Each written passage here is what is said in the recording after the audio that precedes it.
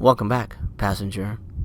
This is the second part of our Vegas miniseries. So, buckle up. As we leave the parking lot of the Excalibur Hotel, let's talk about Old Vegas. Before Las Vegas became a brand, it was a place that remembered things. People knew who ran which casinos. They knew who collected debts. They knew who didn't make it home. Violence wasn't hidden behind spectacle. It was handled quietly, efficiently, and often very close to where people worked. Old Vegas wasn't chaotic, it was controlled. And control leaves marks. Tonight we're driving away from the Strip, past the newer lights, past the renovated facades, and into the parts of Las Vegas that were never designed to be comforting. This is a record of what stayed behind after the people who caused the damage disappeared. Did you hear the one about Old Vegas?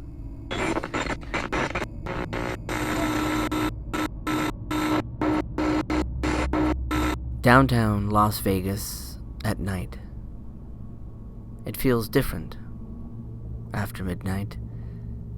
The streets are narrower, the buildings stand closer together. Sound doesn't travel the same way. It almost doesn't seem real, does it? There's less space to disappear. Many of the downtown casinos were built quickly, expanded unevenly, and modified repeatedly over decades. That, of course, creates hidden corridors, unused stairwells, service areas no longer mapped, places where sound lingers and movement feels closer than it should, if you know what I mean. Let's head on over to the El Cortez, the hotel that never closed. The El Cortez Hotel and Casino opened in 1941. It is one of the oldest continuously operating casinos in Las Vegas. Its mob connections are well documented.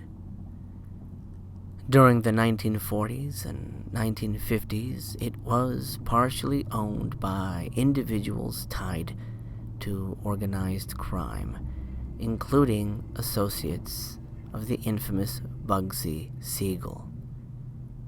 This is not a rumor, this is historical record. Violence here wasn't theatrical, it was corrective. Arguments ended quickly. Debts were settled permanently, shall we say. Problems didn't escalate, they simply disappeared. What followed were decades of employee reports that never stopped. Housekeepers of the El Cortez have described rooms that feel occupied after being cleaned, beds disturbed despite no guest check-in, the sensation of someone standing behind them while they worked alone. Security officers have further reported figures at the end of hallways that vanished when approached, the sound of footsteps matching their own pace, and doors opening after being locked behind them. What makes these reports notable is not the drama, it's their consistency. Different employees, different decades, same rooms. Paranormal investigator Mark Constantino, who will be the source of one of our night drive stories down the line, documented staff testimony here over multiple ownership changes, all pointing to the same areas of the building. No one ever claimed to know why. They just knew where not to stay for very long.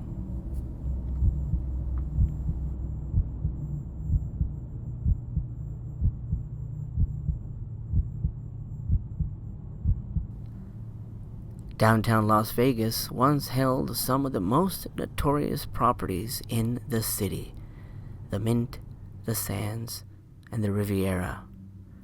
These casinos were tied to organized crime, high-stakes gambling, quiet violence.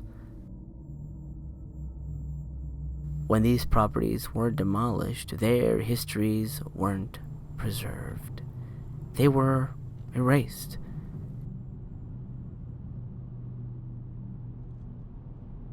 What replaced them were parking garages, new developments, empty lots. Security guards working these locations overnight have reported footsteps echoing in empty garages, motion sensors triggering repeatedly, doors opening on restricted levels. These incidents are logged as maintenance issues until they repeat and repeat. Eventually, guards stop responding with urgency. Not because they're frightened, but because nothing ever changes. The supernatural becomes natural.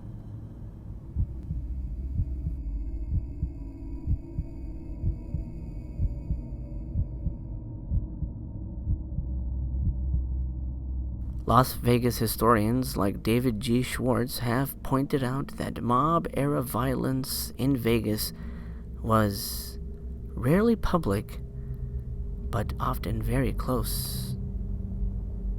Deaths didn't happen far away.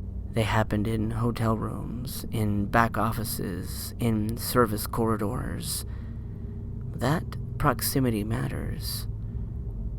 Journalists who covered Vegas in the mid-20th century noted how often incidents were resolved internally. No police reports, no headlines, just absence and silence. When staff, decades later, describe heavy atmospheres, a sense of pressure in certain rooms, unease without fear, it mirrors how violence once operated here, contained, controlled, unspoken, and perhaps playing out for all eternity.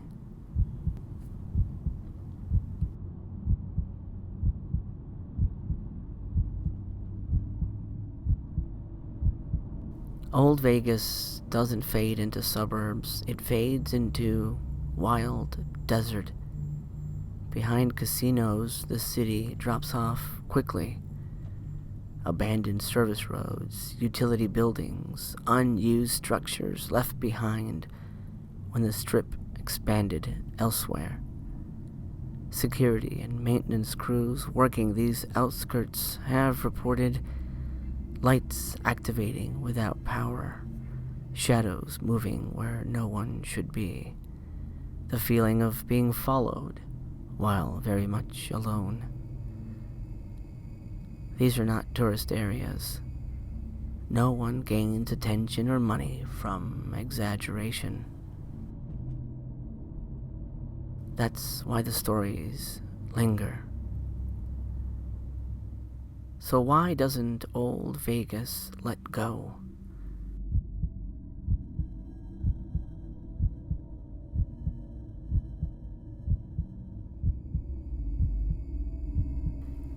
These old buildings trap sound, hold cold air, preserve original layouts.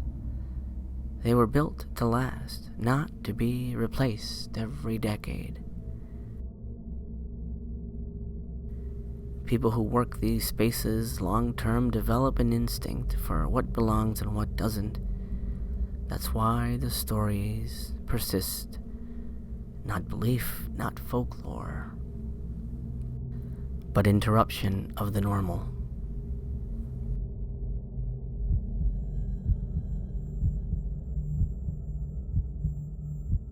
Las Vegas reinvents itself constantly, but old Vegas sits underneath everything.